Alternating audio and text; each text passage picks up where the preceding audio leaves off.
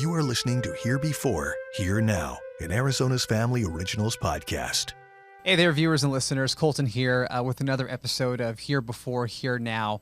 Thank you so much for listening to my podcast, especially my most recent interview with Charlie Hogan. She is the star of the new Netflix movie, Fry Bread, Face and Me, and just looking at some of the numbers of how this has been received, people not only love the movie, but also love her portrayal and also love the interview that we were able to do here in our podcast studio. So again, much thank you for the support. And today I am very excited to bring on another guest who I've been a fan of for years. We worked at competing stations when I lived in Albuquerque and worked there for several years. Her name is Royale Day. She is the morning anchor for KOAT in Albuquerque, New Mexico, and she is a member of the San Ildefsono Pubelo in New Mexico. And I am excited to have you here, Royale. Thank you so much for being on my podcast. Yeah, it's nice that we're not so much competitors now, so we can kind of have these conversations. But it was always really special when we did work in the same market because there were two Indigenous news anchors Monday through Friday. And what other city in this country could actually say that they had two Indigenous news anchors getting that much airtime? And I always thought that that was such a special and lovely thing. I'm really happy that you're in Arizona now because I know that you're closer to your family. But I always really thought it was such an inspiring thing to have two Native American anchors doing morning TV in that one market. That's incredible, right? I mean, when you think about it, especially with New Mexico, 19 pueblos, three other tribes, I mean, to have that representation where they're in New Mexico, it's a majority minority state, right? So to have that representation on the air, I thought it was incredible to be a part of. Yeah. Sometimes I feel like because we have such a big Native population just in the Southwest, I mean, to me, it was a special thing, but it also was, like you said, very representative of the community we were reporting in. And so into some ways, it seemed like it should be that way, normalized, right? And then when you travel outside of the Southwest, you realize, wow, that was a really unique thing. And you don't see that a lot in TV news across this country. So I know. And one of the things I really miss about reporting in New Mexico is just how close and how accessible things were to report on when it came to other tribes. You know, I mean, there are several tribes here in Phoenix too, but, you know, we're always battling the day's headlines, you know? Sure. That is true. You know, it is New Mexico and Albuquerque, I guess the whole state, you could say, is really this incredible place because the culture is just everywhere, right? It's like in the food, it's in the architecture, it's in the people, it's in the language. And it's just such an incredible place to just immerse yourself into so much culture. It kind of reminds me a little bit, another city that reminds me of Albuquerque is New Orleans. If you go there, like there's just such a strong sense of culture because there's the music, there's the architecture, there's the food, right? So, and here you get that same feeling. The culture is just everywhere you go, everywhere you look, every person you talk to. And that's why I really love living here. Absolutely. It's so funny because you mentioned that. And when we come back to Phoenix, I'm born and raised here, so I'm glad to be back home. But one of the things I miss seeing daily is people decked out in turquoise.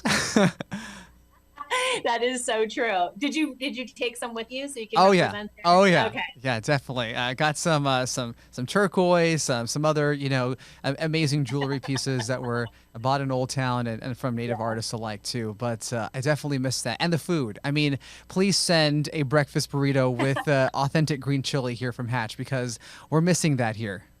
Yeah, the food is so incredible. And I don't really, like I said, I see it every day, eat it every day. And I love when people come to visit because they're like, what are these beautiful tastes? What are these beautiful smells? And I'm like, this is just every day for us. So it's like really cool to kind of see people come here and enjoy all these things through their eyes. It's been awesome to see. Definitely things I took for granted. Well, you know, I do want to, you know, get into a conversation about you and your background. You know, tell me how you got into the field of journalism and how you made it all the way to being an anchor at a top station in the market. Well, I went to Fort Lewis College my first year. So I went to Bayfield High School, which is in the like Four Corners area. And I went to Fort Lewis College, which is in Durango, Colorado, and you do not pay tuition if you're Indigenous and you go to that school. So that was a really great opportunity for me to attend that school. I loved it, but they did not have a journalism program there. I took a mass communications course and I absolutely adored it. And I had a really great teacher who was like, okay, this is your passion. This is what you want to do. Let's start looking at maybe places that you can transfer to that do have good journalism programs.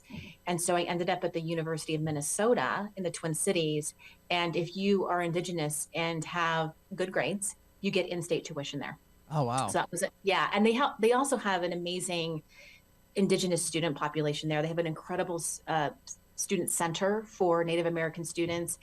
And it was really cool being there because I didn't really know people from other tribes, right? So I just knew people who were Navajo or people who were Pueblo. So when I went to the Midwest, I was meeting people from all these different tribes across the country, and that was really cool. And then I ended up getting a scholarship to go to school there. I got a New York Times scholarship. So I went to journalism school there.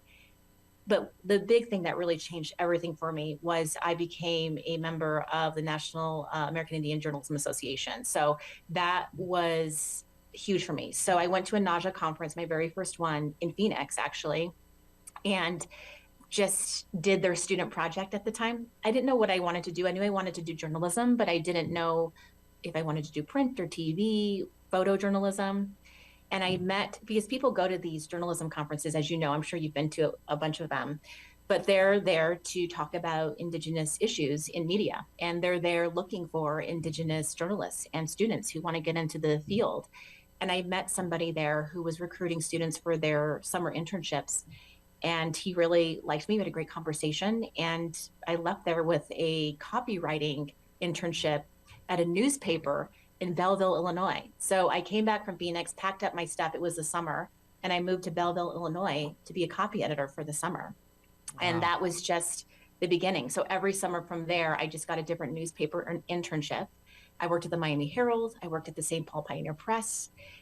I took a year off after I graduated because I really liked print journalism. I didn't love it.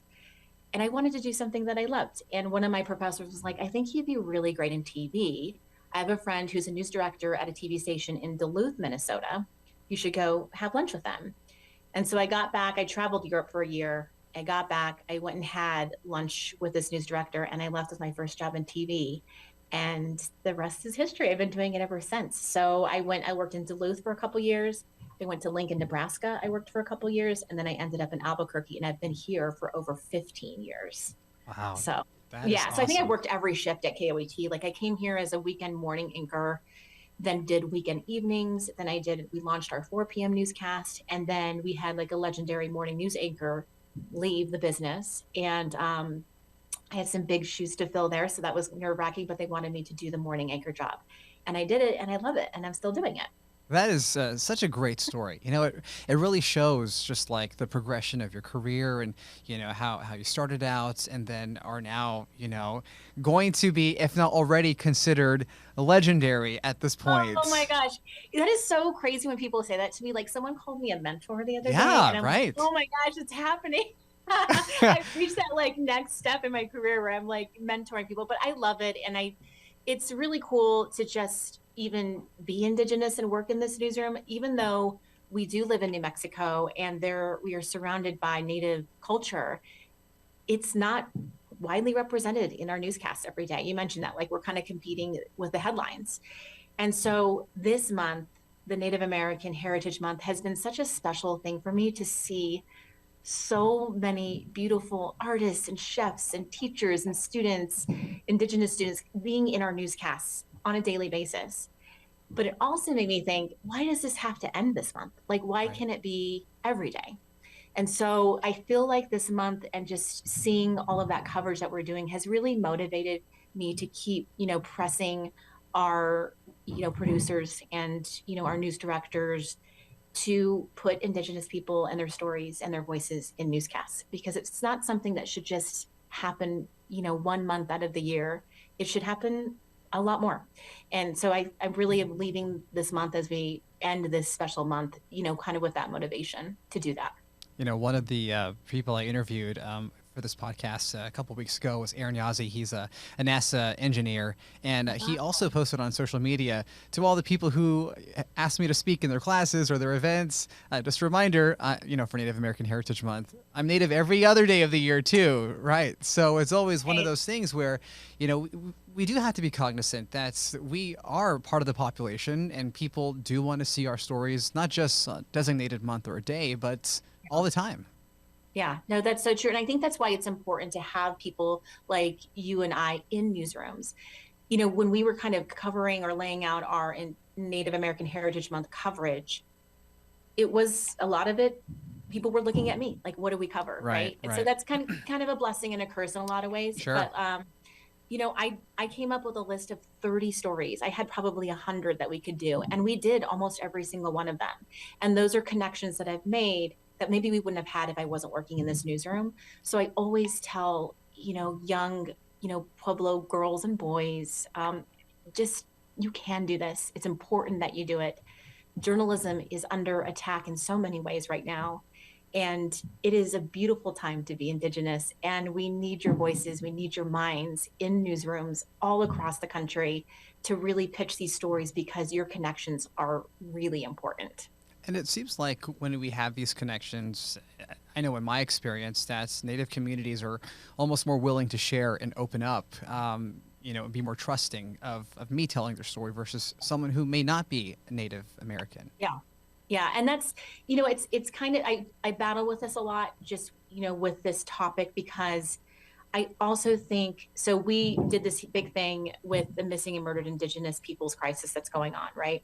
And when I was looking at the people who were doing most of the stories, it was mostly women of color. Mm-hmm. And so, we really had this long conversation about how it shouldn't just be people of color covering this issue. It should be people from all backgrounds, because, like my co-anchor might reach people that, seeing him report on these stories and saying, hey, Todd's doing this story. That's important. I should listen. So I think it's also important to kind of like break out of those, like, yes, Colton, you can report on Navajo issues, but so can other people. And it's also important for those journalists to get into those communities, right, and create those relationships that you have, so there is trust. And so more people can cover more of these stories. Absolutely. Because you're right. When there's a Native issue, kind of eyes veer off to me. They're like, what's Colton's phone number? Exactly. And, I'm sure you get that experience too, which you just mentioned. But you're right. I mean, we need to normalize coverage of all issues among everybody. And I don't mind being that person. Like I said, it's, I have a lot of ideas and a lot of connections that I can bring to the table.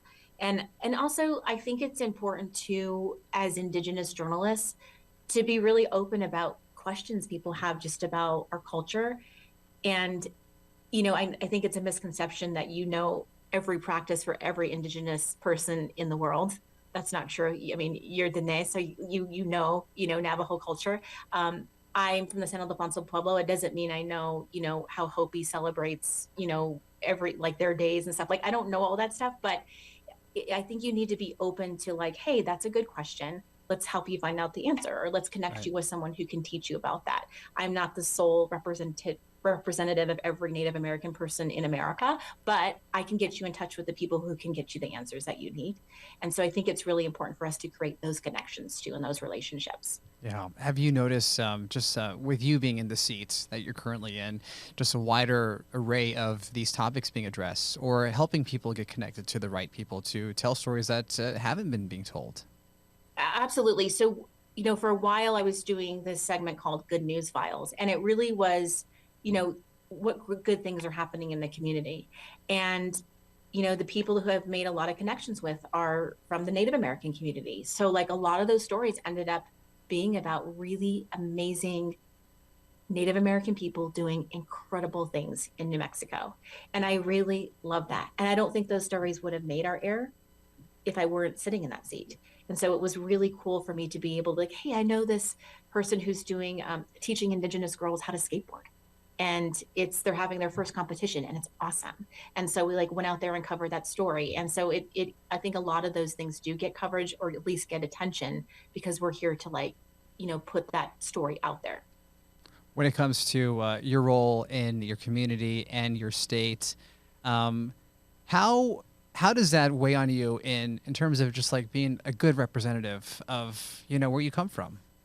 Yeah. I feel like I often have an interesting background, because I'm half Pueblo, and I'm half Hispanic. So, and then I come from a family of a divorced family. So my dad is Indigenous, my mom is Hispanic, and for a long time, he got in a pretty bad accident. So my mom was in charge of taking care of us. So I grew up, in a Hispanic household. And so, coming back to New Mexico when I did, it was kind of like this reconnection and this rebirth for me, and really connecting with the people from my pueblo and that side of my family, and it's been this beautiful thing. And I don't really feel pressure. I just feel like it's just this amazing thing that has just added so much to my life and to my career. And I don't feel pressure. I mean, there are traditions and there are conversations that people will have with you, maybe about the expectations that they do have of you. But in all honesty, I'm just here for it. I'm here for those conversations, even if they are, you know, difficult sometimes. Like, you should be doing this, you shouldn't be doing that, you should be doing more of this. Hmm. But to me, it's just been nothing but really has added so much to my life, and I love it. What's incredible is you and I have been given these amazing opportunities that we worked for really hard to get to be able to share stories and to have these positions. Sometimes I don't know about you, but I think to myself, oh my gosh, this is what I had wanted to do since I was a little kid, and I Yeah. can't believe that I'm actually doing it. It's kind of mind blowing. Yeah, it is. And I think I was just talking to someone yesterday about, waking up at 2 a.m. to go to work. And they're like, how do you do that? And I love it. I love it. I've always wanted to do, from the moment I got that first job in TV, I knew that's what I wanted to do. And it sounds so cheesy and like lip service, but it's actually really true. And the hardest part of this job, especially these hours, because I know you work morning hours too, it's really just getting out of bed. But once I'm up, I'm excited to be here. And I talk to some people who are like, your career isn't your life. And I always have a pause where I'm like, it is part of who I am. Hmm. It's a big part of my identity because I do love it so much. And of course, I have a beautiful family and they are my top priority. But I love being a journalist, and it is part of my identity. And I'm not embarrassed to say that. I know we kind of live in this world now where people are like work-life balance, and I Right. get that. But I am doing what I love, and that's why I love being here.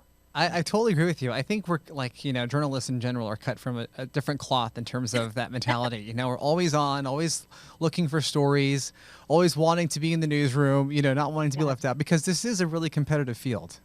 Yeah, it is. It is very, very competitive, and you have to have you see it all the time, people who just leave the business because it's not for them, and I don't blame them because this is a tough, tough industry. It's bizarre hours and you have to work so hard. It is not all glitz and glamour all the time.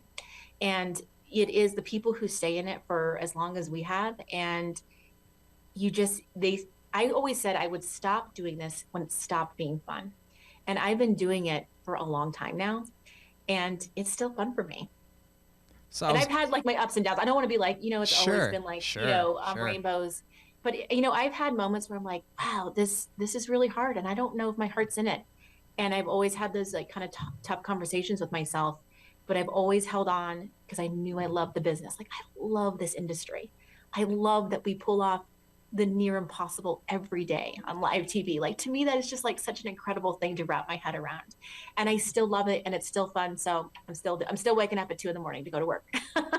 I totally agree with you. One of the near impossible things that I think is worth mentioning too, especially since you and I both worked in the same market during COVID. I mean, I was going live anchoring from my house with my cell phone. I mean, we were Skyping in to do our Yeah. newscast, going back and forth, and just seeing that kind of innovation that we have in TV news. I mean, things have changed significantly since I've started. People are shooting on their phones now and editing packages. It's incredible.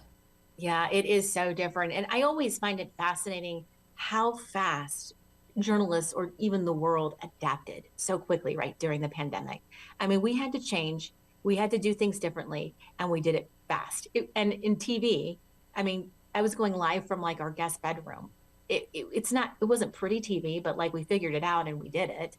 And, it was always incredible to me that we ended up changing and adapting as quickly as we did. I was also very happy, by the way, when all of that was over. Oh my gosh, right? Tell me about it. Yeah, so glad for that. Glad to be back at work and doing our thing. So, what's next for you? I mean, I know that you're still in it. Also, really quickly too, I want to let you know that this morning we had a VO in our newscast about the tumbleweed snowman. Oh, nice. Yeah, it's officially the holidays in Albuquerque. Yeah. So funny. Gosh, I would love to finish out my career here. My husband is from here. My Pueblo's about an hour and a half away. I don't spend any vacation days visiting family and friends. I spend them, going on vacations. And to me, to work in this community means everything to me. I had a mentor a long time ago who told me some really great advice. And because it's always easy to be like, what if I worked there? Or what if I went there? Or what if I took that opportunity? And he said, go where you are needed. And that has always really stuck with me. And I feel like this is the best place I can be. I feel like there is a community here that really is proud that the Pueblo woman is on the news every morning.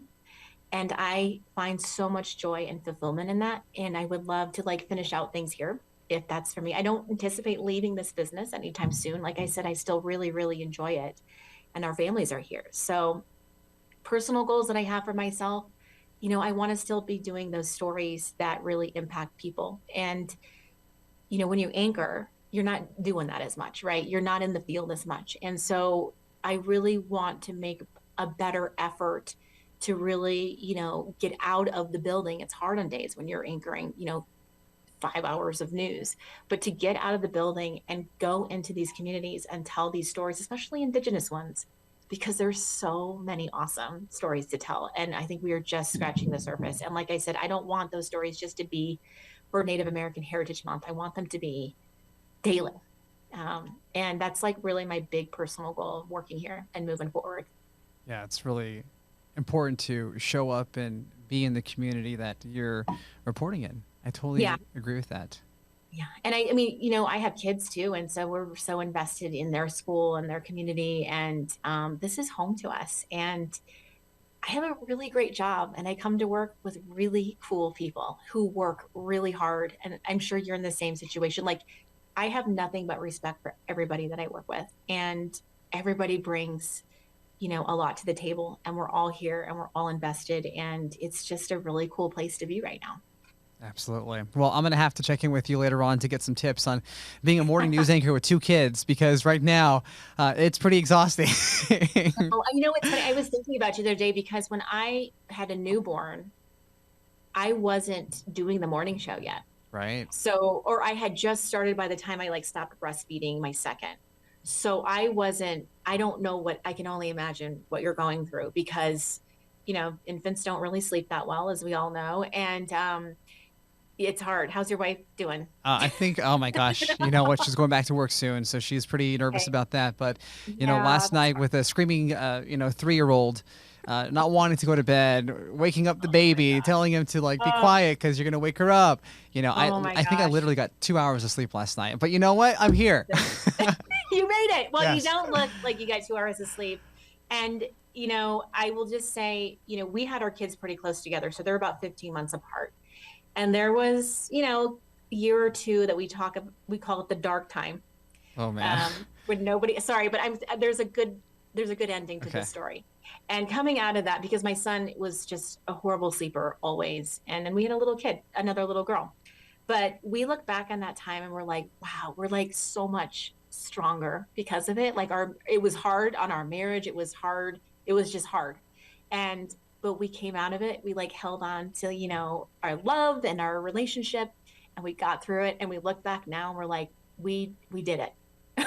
We made it. Wow. And nothing will seem difficult ever again after you get through that. So, Oh my gosh. I know it's hard to hear when you're in the middle of it, but it'll get back to normal soon. Just lean into it is what I've read. Just lean into it.